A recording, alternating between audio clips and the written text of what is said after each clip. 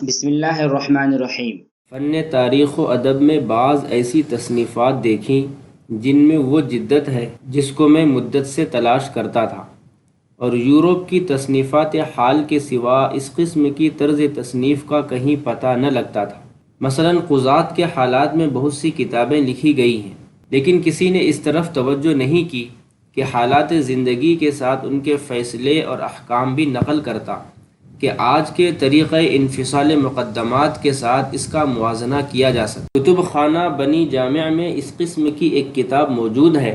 مصنف کتاب کا نام ابو بکر محمد بن خلف وکیع ہے، جو نہایت قدیم زمانے کا مصنف ہے اور تمام واقعات کو بسند متصل بیان کرتا ہے۔ اس کتاب میں التزام کیا ہے کہ ہر شخص کے حال کے ساتھ اس کے بہت سے فیصلے اور تجویزیں بھی نقل کی ہیں اور مقدمات کی صورت بیان کی ہے۔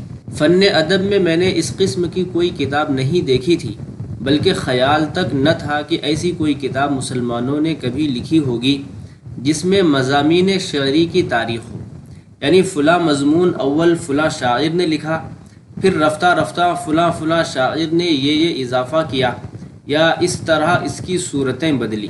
عاشر آفندی کے کتب خانے میں نے ایک بڑی ضخیم کتاب اس موضوع پر دیکھی۔ مصنف نے دعویٰ کیا ہے کہ ہر قسم کے مضامین عرب جاہلیت نے ایجاد کیے، پھر متأخرین نے ان کو ترقی دی اور نئے نئے پیرائے نکالے۔ تمام کتاب اسی دعوے کے ثبوت میں ہے۔ مصنف ہر مضمون کے لیے عرب جاہلیت کا ایک شعر نقل کرتا ہے اور بتاتا ہے کہ اسلامی شعراء میں سے فلاں شاعر نے اسی مضمون کو ذرا بدل کر اس طرح لکھا، پھر دولت بنو امیہ اور عباسیہ کے شعراء نے اسی سے اور صورتیں پیدا کی۔ اس کتاب کو پڑھ کر مصنف کی وسعت نظر اور دقیقہ سنجی پر حیرت ہوتی ہے، اور ساتھ ہی افسوس ہوتا ہے کہ متأخرین اس قسم کی نادر تصنیف کی پیروی نہ کر سکے کہ آج اس مضمون پر متعدد کتابیں ملتی۔ مشہور حکماء اور ائمہ فن کی کتابیں جس کثرت سے یہاں موجود ہیں اور کہیں نہیں مل سکتی۔ امام غزالی، ابو علی سینا، فخر رازی، فارابی کی وہ کمیاب تصنیفات جن کے نام صرف ابن خلکان وغیرہ کے ذریعے سے معلوم ہیں، اکثر یہاں موجود ہیں۔ معارف و حقیقت کے متعلق ابو علی سینا اور حضرت سلطان ابو سعید ابو الخیر کی آپس میں جو خط و کتابت وقتاً فوقتاً ہوئی ہے، وہ رسالوں کی شکل میں موجود ہے۔ ابن سینا کی نسبت یہ امر مدتوں سے بحث طلب ہے کہ اس نے فلسفہ یونانی پر کچھ اضافہ کیا ہے یا نہیں۔ کتاب الشفا میں اس نے لکھا ہے کہ میں جو کچھ لکھتا ہوں وہ ارسطو کا فلسفہ ہے۔ اپنے خاص فلسفے کو میں نے حکمت مشرقیہ میں لکھا ہے۔ یورپ والوں کو اس کتاب یعنی حکمت مشرقیہ کی نہایت تلاش ہے، اور چونکہ ان کو یہ کتاب نہیں مل سکی، اس لیے پروفیسر منک نے اپنی کتاب ربط فلسفۃ الیہود والاسلام میں لکھا ہے کہ حکمت مشرقیہ ہم کو نہیں ملتی، اور جو کتابیں ملتی ہیں ان سے یہی ثابت ہوتا ہے کہ ابن سینا نے کچھ اضافہ نہیں کیا۔ کتب خانہ جامع آیا صوفیہ میں اس نایاب کتاب کا نہایت عمدہ نسخہ موجود ہے۔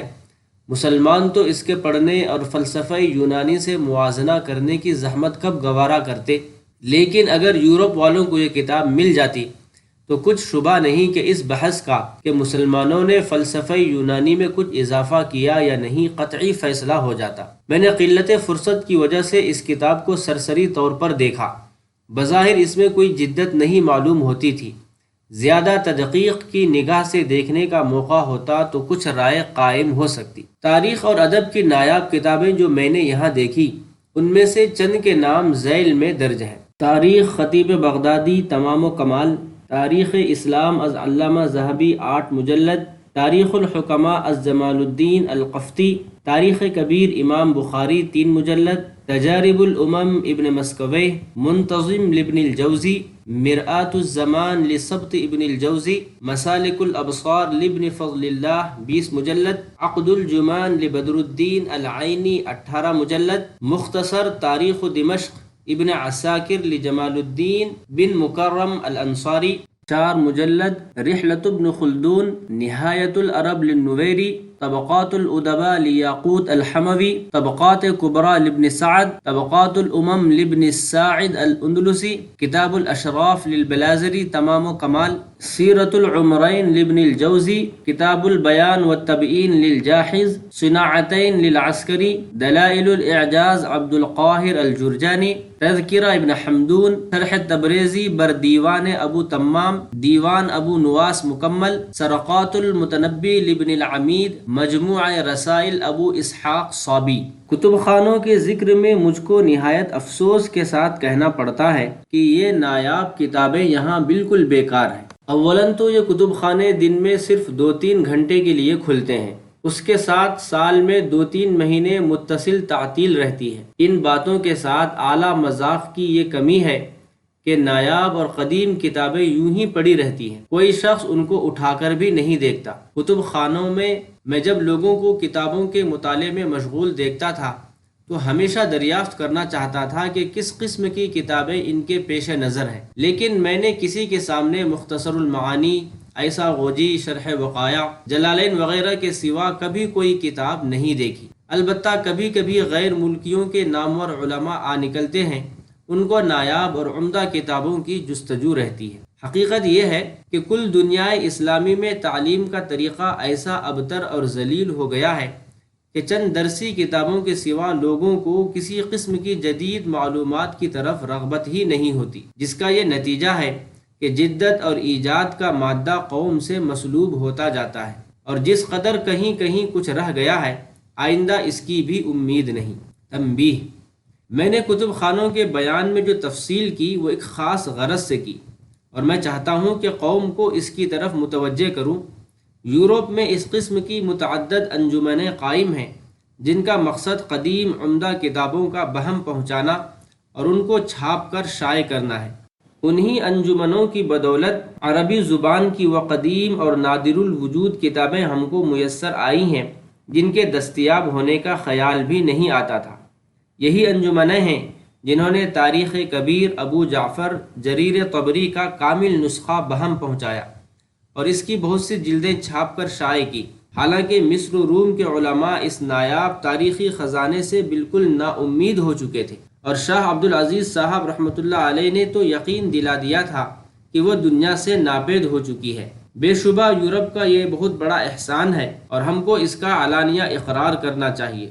بزرگان قوم سے میری درخواست ہے کہ وہ اس قسم کی ایک عظیم الشان انجمن بنائیں، عام چندے سے کافی سرمایہ جمع کیا جائے، قابل اور لائق مصنفین اور کتابوں کے انتخاب کے لیے ممبر مقرر ہوں، قسطنطنیہ اور مصر سے کتابیں نقل کرا کر منگائی جائیں اور چھاپ کر شائع کی جائے۔ یہ کام بظاہر عظیم الشان اور قوم کی موجودہ حالت کے لحاظ سے غیر ممکن معلوم ہوتا ہے، لیکن فی الحقیقت ایسا نہیں ہے۔ اگر 4 کروڑ مسلمانوں میں سے 100 مسلمان بھی آمادہ ہو جائیں اور ایک قلیل مقدار چندے کی دینا گوارا کریں تو اس کام کا انجام پانا کچھ مشکل نہیں۔